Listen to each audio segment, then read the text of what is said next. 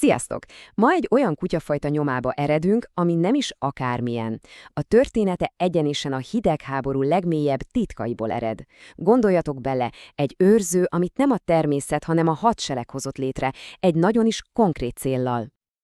Na de most komolyan képzeljétek el, egy kutya, aminek a létezése katonai titok volt. Évtizedekig esély sem volt rá, hogy civilekhez kerüljön. Hát nem elképesztő? Na akkor vágjunk is bele, fejtsük meg együtt a moszkvai őrkutya rejtélyét. Itt szó sincs véletlenről, ez nem egy romantikus kutyaszerelem gyümölcse, nem. Ezt a fajtát a szovjet vörös hadseregben, mondhatni megtervezték. Konkrétan az volt a cél, hogy létrehozzanak egy kőkemény, megbízható és abszolút rettenthetetlen őrzővédőt, ami kielégíti az ország igényeit. Jó, de hogy is jutottunk idáig? Hogy értsük meg igazán ezt a fajtát, vissza kell ugranunk az időben. Méghozzá a II. Világháború utáni Szovjetunióba, egy nagyon különleges helyre, a hírhedt Krasznaja Zvezda, vagyis a Vörös Csillag katonai kennelbe. Szóval a helyzet a háború után drámai volt. Kellettek a nagytestű, megbízható őrzőkutyák, de a meglévő állomány, gyakorlatilag megsemmisült. A Védelmi Minisztérium nem sokat teketóriázott, parancsot adtak a Vörös Csillag kennelnek, hogy hozzanak létre egy teljesen új fajtát. És ez nem egy lassú, évtizedes projekt volt, nem. Pörögtek az események, és alig pár év múlva, 1950-ben már ott is volt az első nyilvános bemutatkozás. Na de mi volt a recept? Hogy is állt össze ez a szuperőr? Hát a Vörös Csillag kennerben volt egy tuti recept. Fogták a Bernard-hegyi brutális méretét és testalkatát, ehhez hozzácsapták a kaukázusi juhász legendás eszét és kőkemény őrző ösztönét. Aztán az egészet megfűszerezték az orosz foltos kopó elképesztő állóképességével. És a végeredmény? Egy tökéletesen megtervezett védelmező. És hogy mennyire vették ezt komolyan, azt A.P. Mazover, a Központi Katonai Iskola egyik kinológusának szavai is bizonyítják. Ez nem arról szólt, hogy próbálkozzunk, aztán lesz, ami lesz. Nem. Ez kőkemény, tudatos, tudományos meló volt. Minden egyes párosításnak, minden szelekciónak halálbontos célja volt. Na, ez a fajta precizitás kellett ahhoz, hogy megszülessen a moszkvai őrkutya. Oké, eddig a történelem. De lépjünk tovább, és nézzük meg, milyen is lett a végeredmény, milyen ez a kutya a valóságban. Mert hogy a moszkvai őrkutya személyisége, az valami lenyűgözően kettős, és ezt mindenkinek, aki ilyen kutyában gondolkozik, halálosan komolyan kell vennie. Talán ez a legizgalmasabb az egészben, ez a kettősség.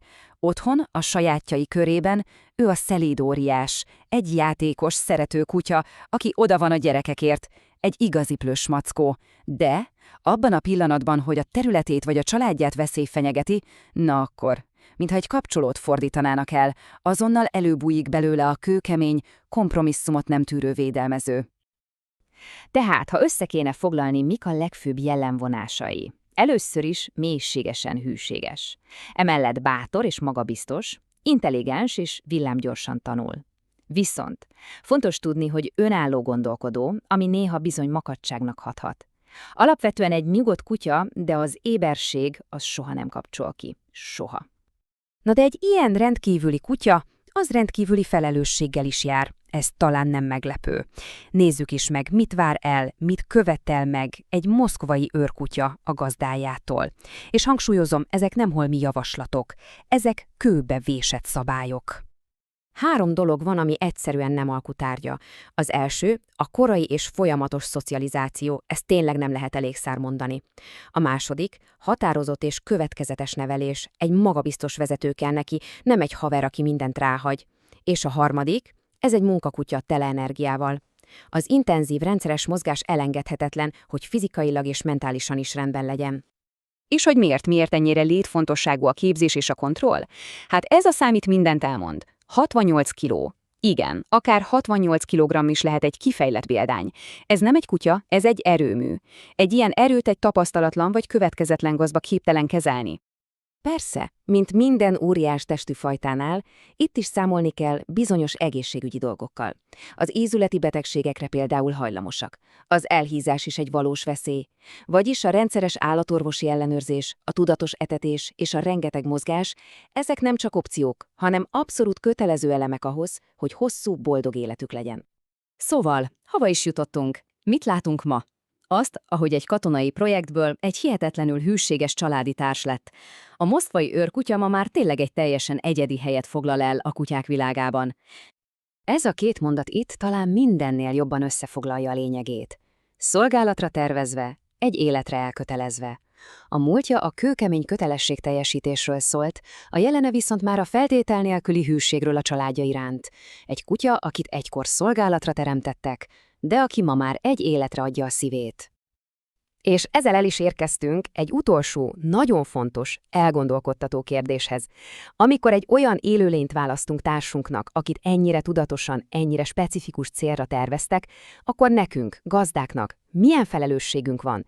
Milyen felelősségünk van abban, hogy megértsük és tiszteletben tartsuk ezt az örökséget, miközben megadjuk neki a lehetőséget egy boldog életre a mai világunkban. Köszönöm, hogy velem tartottatok,